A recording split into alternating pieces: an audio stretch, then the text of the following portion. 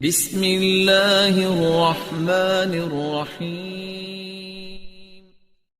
اور اس کا ظاہر، اس میں سب سے پہلے انسانی ہمدردی، اور اس ہمدردی کی بنا پر وہ مال جو بہت محبوب ہے خرچ کرنا، درد دل کے واسطے پیدا کیا انسان کو، ورنہ طاعت کے لیے کچھ کم نہ تھے کروبیاں۔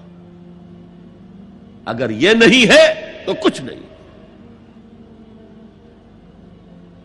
حضور نے فرمایا من یحرم الرفق فقد حرم الخیر کلہ، جو شخص دل کی نرمی سے محروم ہو گیا وہ کل کے کل خیر سے محروم ہو گیا۔ کسی کو دکھ میں دیکھو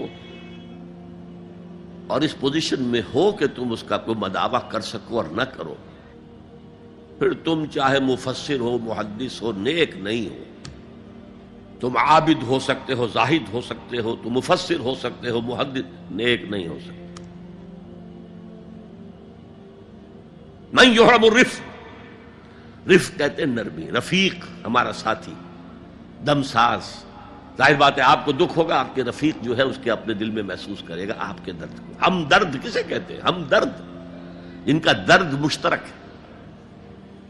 ہم عصر، ایک زمانے کے لوگ، ہم جماعت، ایک جماعت میں پڑھنے والے، ہم درد۔ خنجر چلے کسی پہ تڑپتے ہیں ہم امیر، سارے جہاں کا درد ہماری جگر میں ہے۔ اگر یہ رفق نہیں ہے، اگر یہ ہمدردی نہیں ہے، اگر کسی کو دکھ میں دیکھ کر آپ تڑپ نہیں اٹھتے، اگر اس کی مدد کرنے پر قادر ہو اور نہیں کرتے تو کل خیر سے محروم ہے۔ پڑھے جاؤ نمازیں اور تہجدیں، کچھ حاصل نہیں ہوگا۔ اس پر جو آخری آیت قرآن کی ہے، لن تنالوا البر حتى تنفقوا مما تحبون، اس سے زیادہ کیٹیگوریکل سٹیٹمنٹ اور کیا چاہیے؟ لن کے ساتھ جو نفی ہوتی ہے فعل مضارع میں، انتہائی مؤکد، ہرگز نہیں پہنچ سکتے نیکی کے مقام کو جب تک کہ خرچ نہ کرو ان میں سے جو چیزیں تمہیں پسند ہیں۔ قمیض پھٹ گئی ہے، بوسیدہ دے دو کسی کو، یہ نہیں ہے خیرات و صدقات، بلکہ جو تمہیں محبوب ہو۔ لن تنالوا البر، بر کے مقام تک نہیں پہنچ سکتے۔ پھر میں کہہ رہا ہوں، عابد ہو سکتے ہو، زاہد ہو سکتے ہو، علم کا معاملہ ہے، محدث ہو سکتے ہو، مفسر ہو سکتے ہو، فقیہ ہو سکتے ہو، مفتی ہو سکتے ہو، سب کچھ ہو سکتے ہو، قرآن مجید کی روح سے نیک نہیں کہلا سکتے۔ وَآتَ الْمَالَ عَلَى حُبِّهِ، اب اس میں جو ترتیب میں نے کہا تھا، الْأَقْرَبُ فَالْأَقْرَبُ، الْأَقْرَبُ فَالْأَقْرَبُ، سب سے پہلے ذوی القربیٰ، اور اس میں اکثر و بیشتر ہم سے کوتاہی ہوتی ہے۔ دور دراز کے لوگوں کے ساتھ نیکی ہو رہی ہے، سگے بھائی کی بیوہ اور یتیم بچے جو ہیں وہ محروم ہیں، انہوں نے اس وقت یہ کر دیا تھا، یہ کر دیا تھا۔ ظاہر بات ہے کہ رشتہ داروں سے تو شکایتیں ہوتی ہیں، یہ تو ہمیشہ ہمارے مخالف رہے ہیں، جی ان کی ہم کیسے مدد کریں؟ اگر تو اللہ کے لیے دینا ہے تو پہلا حق ان کا ہے۔ من احب للہ وابغض للہ واعطى للہ ومنع للہ، اللہ کے لیے دیا ہے اگر تو اپنے اس نفس کے جو انتقام کا جذبہ ہے اس کو کچلو، اور جس کا سب سے پہلا حق ہے اس کو پہنچاؤ۔ حق بحقدار رسید، ذوی القربى والیتامى، جو بے سہارا رہ گئے، باپ کا سایہ نہ رہا، والمساکین، مساکین کسے کہتے ہیں؟ مسکنت کہتے ہیں کم ہمتی۔ آپ کو معلوم ہے آج کل ایک مرض کہلاتا ہے نیورستھینیا، آدمی دیکھنے میں ہٹا کٹا ہے، صحت مند ہے، لیکن اندر سے اس کی کوئی ہمت ایسے جواب دے گئی ہے کچھ کر ہی نہیں سکتا، وہ ہے مسکین۔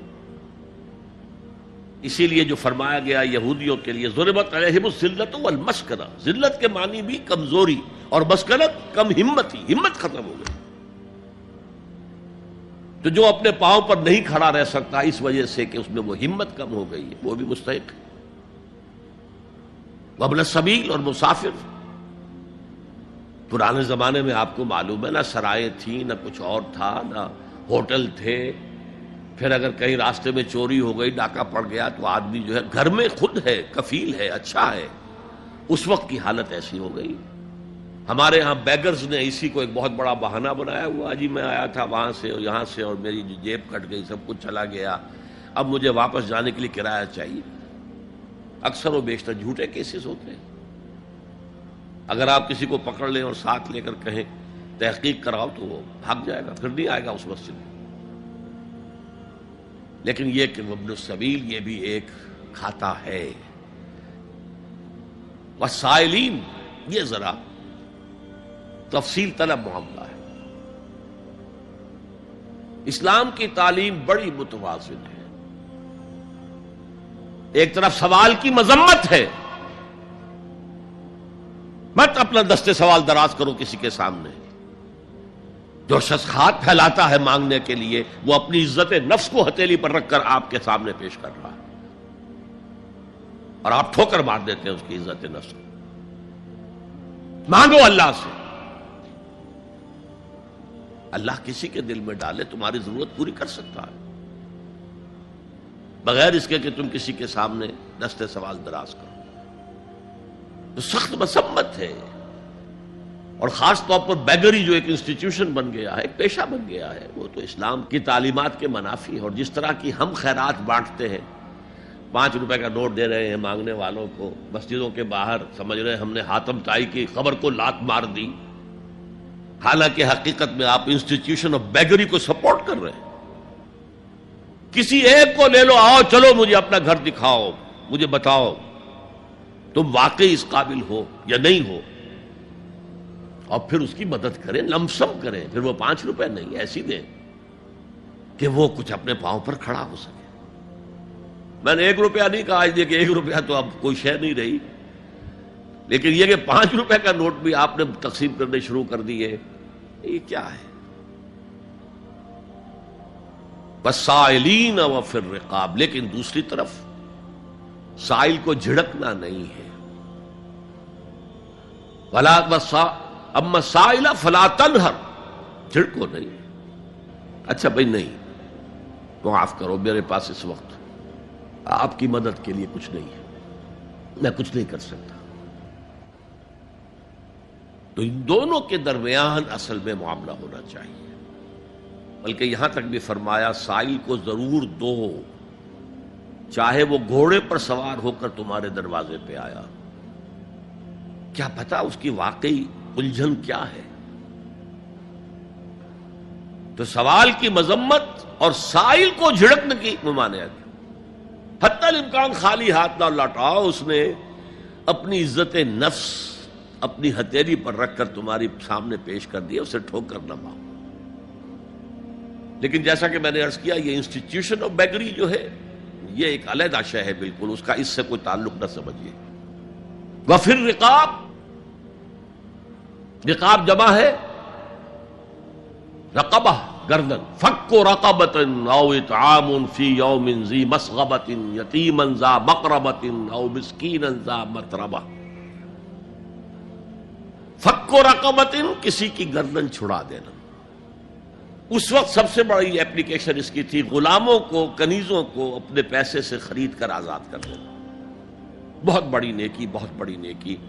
اور حضرت ابو بکر رضی اللہ تعالیٰ عنہ کے دفتر فضائل میں سب سے اونچا کام یہ ہے کہ جن غلاموں کو اور جن کنیزوں کو ستایا جا رہا تھا، دیئر اونرز، دیئر ماسٹرز، ان کے آقا کو حق حاصل تھا، جو چاہے کریں ان کے ساتھ، قتل کر دے کوئی پوچھنے والا نہیں ہے۔ میں پہلے بھی عرض کر چکا ہوں، میری ملکیت ہے، جیسے میری بکری میری ملکیت ہے، میں نے اس کو ذبح کیا، گوشت کھا لیا، تم کون ہوتے ہو پوچھنے والے؟ میرا غلام تھا، میں نے قتل کر دیا، تم کون ہو پوچھنے والے؟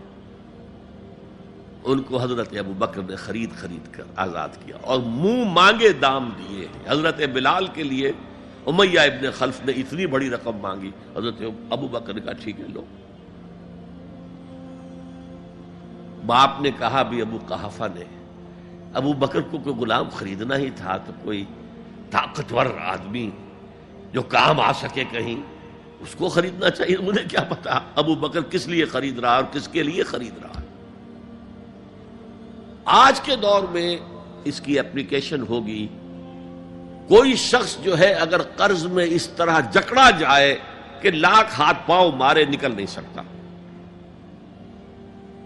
اس کو کوئی لمپ سم مدد دے کر اس قابل کیا جائے کہ وہ پھر اپنے پاؤں پر کھڑا ہو جائے. یہ نہیں کہ اسے آپ ہر مہینے کچھ رقم دیتے رہے مینٹیننس کے لیے، نہیں، اس سے تو وہ اسی پوزیشن میں رہے گا. یہ بعض مائنورٹی کمیونٹیز کے اندر یہ معاملہ موجود ہے. کوئی بھائی اگر گر گیا ہے کاروبار میں تو اس کی پھر ایسی مدد کی جائے کہ وہ پھر آپ کی صف میں آ کر کھڑا ہو جائے. Respectable members of your community وہ اس شکل میں پہنچ جائے. یہ بھی فک و رقبۃ اس کی ذیل میں آج کل آئے.